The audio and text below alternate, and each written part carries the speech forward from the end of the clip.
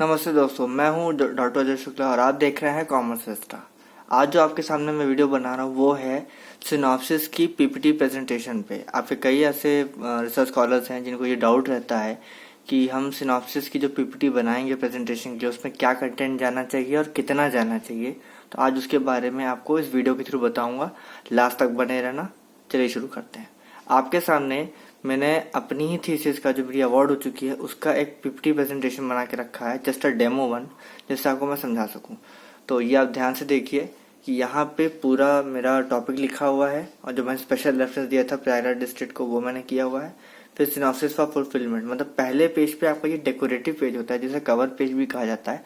आपको cover page में ठीक एग्जैक्टली ऐसे ही बनाना है और आप चाहें तो इसमें पीछे वाटर मार्क भी लगा सकते हैं, वो आपको और अच्छा लुक देगा। ठीक, अगले पेज पे चलते हैं। यहाँ पे पहला पेज जो आता है वो इंट्रोडक्शन। इंट्रोडक्शन हमेशा पैराग्राफ फॉर्म में जाएगा, ये कभी भी पॉइंट पे नहीं जाता। ठीक है, तो ऐसे ही आपको बनाना है जैसे मैंने बनाया हुआ है, इसी तरीके से पैराग्राफ करके पूरा बनाना है। और जरूरी नहीं कि इंट्रोडक्शन जो है वो एक ही पेज का जाए, इंट्रोडक्शन 2-3 पेज का भी हो सकता है। ठीक है, अगला, अब उसमें अगर आप कुछ और टेक्निकल बताना चाहते हैं इंट्रोडक्शन में तो आप ऐसे उसको लिख करके बता सकते हैं, जैसे मैंने ई कॉमर्स के बारे में 5 टाइप्स बताए। ठीक है, अगला लिटरेचर रिव्यू। लिटरेचर रिव्यू भी 3 से 4 पेज का हो सकता है, क्योंकि जब आप सिनॉप्सिस में जब लिटरेचर रिव्यू दिखाएंगे तो उसमें कम से कम आपको 9 से 10 लिटरेचर रिव्यू आपको दिखाने होंगे और पीपीटी स्लाइड के हर एक पेज पे 2 लिटरेचर रिव्यू से ज्यादा नहीं जा पाएगा। अगर आप 3 एडजस्ट कराने की कोशिश करेंगे तो फॉन्ट छोटा हो जाएगा, जिसमें ना आपको समझ में आएगा और ना ही आपके गाइड को समझ में आएगा कि आप उसमें लिखा क्या है। ठीक है, तो मैंने भी यही किया। मैंने 2 स्लाइड्स में 4 लिटरेचर रिव्यू दिखाए, जस्ट टू एक्सप्लेन यू कि इसमें जाता कैसे जाता और क्यों जाता है। ठीक, तो ध्यान से इसको देखिए। अगला, objectives of the study. Objective of the study एक स्लाइड के पेज पे पूरा आ जाएगा, क्योंकि जनरली हम जो ऑब्जेक्टिव्स बनाते हैं वो 4-5 पॉइंट का होता है। ठीक, इससे ज्यादा का ऑब्जेक्टिव नहीं हो सकता, बहुत खींचेगा तो 6-7 ऑब्जेक्टिव जाते हैं। ठीक है, फिर है हाइपोथेसिस ऑफ द स्टडी। मैंने जिस सीक्वेंस में हेडिंग्स बताई हैं इसी सीक्वेंस में आपकी हेडिंग्स होंगी। हाँ, अगर आपने कुछ उसमें एडिशन किया, जैसे नीड फॉर स्टडी कर दिया है, तो आप उसको हाइपोथेसिस के पहले दिखा सकते हैं या हाइपोथेसिस के बाद भी आप नीड फॉर स्टडी दिखा सकते हैं। हाइपोथेसिस ऐसे ही लिखी जाएगी जैसे मैंने लिखी हुई है, H01 H11, H02 H12, H03 H13। ठीक इसी तरीके से आपको भी दिखाना है। फिर जैसे मैंने बताया, अगर आपने 5 हाइपोथेसिस ली हैं तो कम से कम आपको 2 स्लाइड पेज लगेगा, लेकिन अगर आपने सिर्फ 3 हाइपोथेसिस ली हैं तो आपको सिर्फ 1 स्लाइड पेज खर्च करना है, इससे ज्यादा नहीं लगेगा।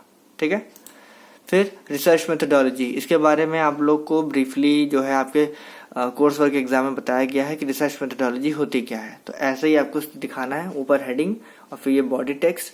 फिर आपको सोर्सेस ऑफ डेटा बताना है स्लाइड के अंदर। तो प्राइमरी डेटा जो सोर्स है वो बताना है, फिर सेकेंडरी डेटा सोर्स है वो बताना है, और उसका वो कहाँ से आप कलेक्ट कर सकते हैं आपको वो भी इसमें पॉइंट पे दिखाना है। फिर आपको सैम्पलिंग यूनिट या पॉपुलेशन, सैंपल साइज और सैम्पलिंग मेथड, ये सब चीजें आपको पूरी बतानी है। ये कम से रिसर्च मेथोडोलॉजी का जो हेडिंग है ये कम से कम आपकी 2 पेज लेगी ही लेगी। ठीक है, इसको आप 1 पेज में नहीं दिखा पाएंगे। अगला, फिर टेंटेटिव चैप्टर्स ऑफ थीसिस है। तो आपकी जो थीसिस है वो कितने चैप्टर्स में डिवाइडेड है वो इस स्लाइड पे दिखाया जाता है। जनरली किसी भी नॉर्मल थीसिस के 5 चैप्टर्स होते हैं, लेकिन अगर आपकी थीसिस का कुछ टॉपिक ऐसा है कि जिसमें 5 नहीं 6 या 7 टॉपिक्स हो सकते हैं, 7 चैप्टर्स हो सकते हैं, तो आप उसको यहाँ पे टेंटेटिव चैप्टर्स में उस चीज को दिखा सकते हैं। ठीक है, फिर लास्ट है रेफरेंसेस। रेफरेंसेस में आप journal books, journal research paper या बुक्स जिससे भी आपने रेफरेंस लेकर के अपनी सिनॉप्सिस बनाई है उसको दिखाना है।